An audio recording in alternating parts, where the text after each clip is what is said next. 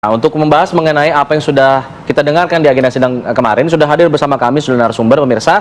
Di studio sudah ada Irjen Pol Purnawirawan Benny Mamoto selaku Ketua Harian Kompolnas RI. Selamat pagi Pak Benny. Selamat pagi Pak Benny. Lalu ada Bu Elsa Syarif selaku Kuasa Hukum dari Ibtu Rudiana. Selamat pagi. Assalamualaikum. Selamat pagi. Bu Elsa. Assalamualaikum. Lalu dalam sambungan Zoom kita sudah tersambung bersama Bang Farhat Abbas selaku Kuasa Hukum dari Zakat Tatal. Selamat pagi Bang Farhat. Bang Farhat, selamat pagi. Selamat pagi semua. Baik, nanti kita akan bahas mengenai kasus ini usai jeda ya. Sedih usah dikenalin, nanti kita bahas usai jeda. Tetap di sini di Apa Kabar Indonesia Pagi.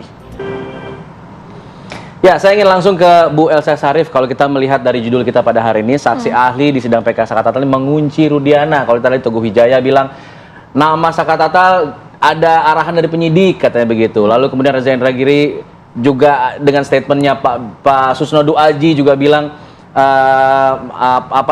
dalam sidangnya juga sepertinya menyudutkan klien Anda, Rudiana. Anda terkejut dengan apa yang disampaikan dalam sidang saksi ahli kemarin? Nggak terkejut, karena saya udah tahu arah-arahnya ke sana. Dan juga dikatakan pengarahan dari klien saya, so pasti tidak. Kenapa? Karena dia bukan penyidiknya. Ya, penyidiknya Sarseum di Polres Cirebon dan kemudian di Polda yang pangkatnya Kombes. Dia tuh cuman Aibtu, pembantu penyidik, bukan yang nggak mungkin cawe-cawe. Dia hanya bikin laporan polisi saja, ya. Dan hasil temuan, dan bukan dia sendiri, satu tim yang mengamankan para pelaku itu yang sekarang terpidana, ya. Dan kemudian kalau soal mengarahkan, bagaimana cara mengarahkan, sedang penyidiknya itu pangkatnya ada yang lebih tinggi dari waktu di Polres, ya, apalagi di Polda, ya, yang lebih tinggi dari itu, dari klien saya. Dan juga di Polres Cirebon hanya 3 hari, pelaporan tanggal 31, tanggal 4 kan sudah ditarik. Jadi hanya sampai tanggal 3 aja udah beberes-beres untuk ditarik ke Polda supaya tidak terjadi konflik of interest. Itu udah benar, apapun yang dilakukan oleh Polda untuk mencegah jangan terjadi konflik of interest. Soal pernyataan Renaldi seperti apa? Sepupunya dari Zakat Tatal mengatakan di sana ia dianiaya juga, termasuk oleh itu Rudiana. Termasuk ya, itu kan tinggal dibuktikan aja. Pembuktian semua. Apa yang disampaikan harus dibuktikan. Kalau ngomong-ngomong sih bisa aja, ya. Kalau ada saksi lain misalnya? Ya tinggal buktikan. Ini kan sekarang PK itu bukan membuat satu peradilan baru, peradilan yang mengulang yang terdahulu, tetapi pembebanan pembuktian terhadap novum itu. Jadi nanti apakah sah atau tidak sahnya kita serahkan aja di Mahkamah Agung yang akan memberikan penilaian terhadap novum-novum tersebut. Jadi berbagai pernyataan yang disampaikan dalam sidang kemarin menurut Anda? Ya, saya nggak bisa nilai, kan saya bukan Hakim Agung. Nggak masalah dengan berbagai hal itu, ya? Nggak ada masalah. Bang Farhat, nggak ada masalah katanya Bang Farhat. Perlu dibuktikan saja dengan berbagai bukti, jangan cuma omon-omon, Bang. Ya, ini sekali lagi saya ngingetin sama Bu Elsa, ya, bahwa pengacara itu bukan perlu membela, tapi membela yang perlu aja, Bu. Gitu. Ini kalau dilihat dari tim mereka, ya, Rudiana ini pakai pengacara aja berapa ratus orang, terakhir Hotman Paris, Rasman, Bu Elsa. Sedangkan kita ketahui kemarin aja dari keterangannya Rudiana konferensi pers dengan Hotman Paris tanpa seizin Ibu Elsa. Dari sejarahnya aja nggak mungkin akan bergabung Indra Syarif dengan Rasman dan Hotman Paris, sedangkan Rasman itu sebagai tersangka laporan Hotman Paris. Ibu Elsa pernah berpersoalan dengan Hotman Paris. Nah, jadi saya luruskan sedikit lah, ya. Kalau lawyer-lawyer ini yang menolak PK, awalnya gini, awal perkara pertama Hotman Paris minta supaya pelaku ditangkap, nyerempetnya kemana? Ke pejabat. Tiba-tiba jadi lawyer pejabat. Tiba-tiba dia mendukung Peggy bebaskan dari pembunuh lain. Tiba-tiba jadi pengacara Rudiana. Jadi pengacara Rudiana untuk mengatakan bahwa kita sebenarnya pembunuhnya. Nah, jadi saya lihat ini hanya kayak main-main gitu. Kalau bicara tentang visum, yang namanya lawyer tidak bisa menilai visum. Kami kemarin dari hasil persidangan sudah jelas, ya. Yang saya bicarakan ini bukan mengalihkan perkara dari pembunuhan dan pemerkosaan menuju ke kecelakaan lalu lintas.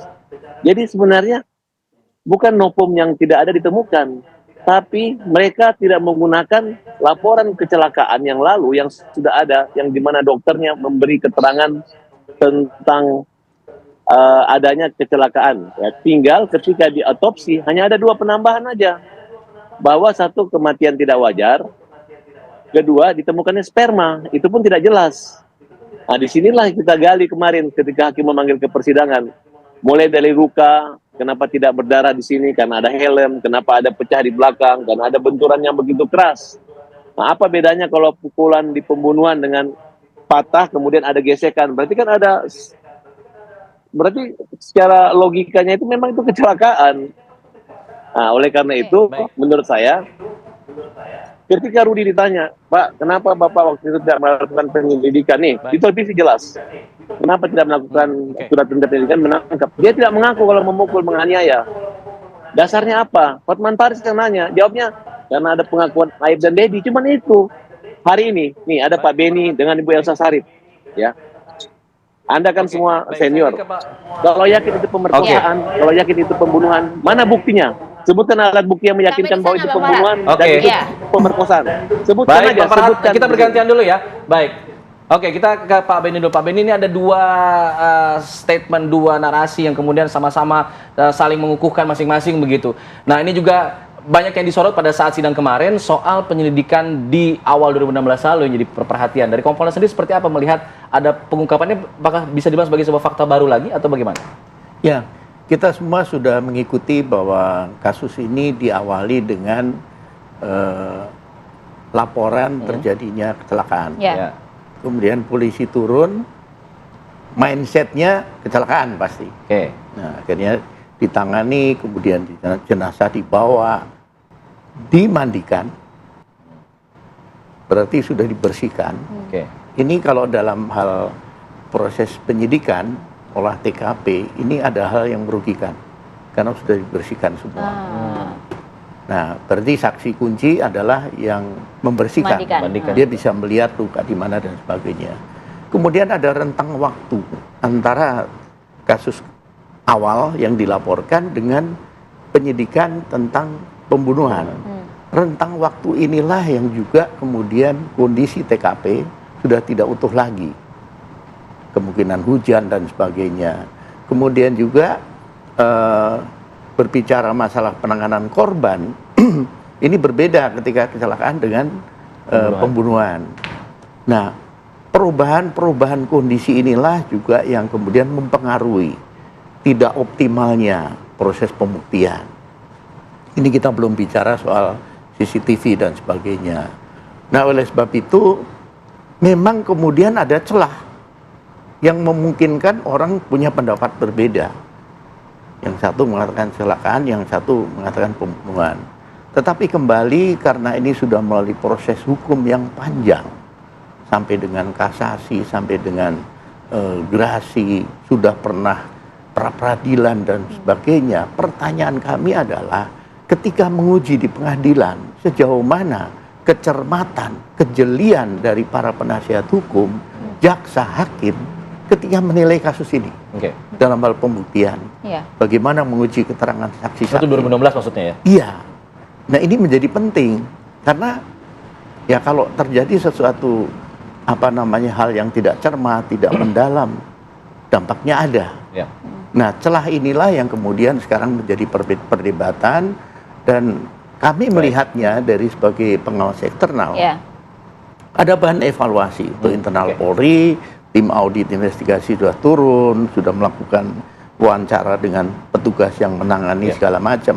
Seandainya dalam PK ini saksi yang muncul kemudian memberikan keterangan yang nanti bisa didalami oleh tim, ini kembali dalam rangka evaluasi untuk perbaikan. Ya, karena kan proses penyidikan polisi ini menjadi sorotan gitu, betul, Pak. Betul. Dan ini banyak hal termasuk nanti didalami. Oke, nanti di dalam ya kita jeda dulu ya. Kita akan balik saja. Tapi sini di Apa Kabar Indonesia Pagi.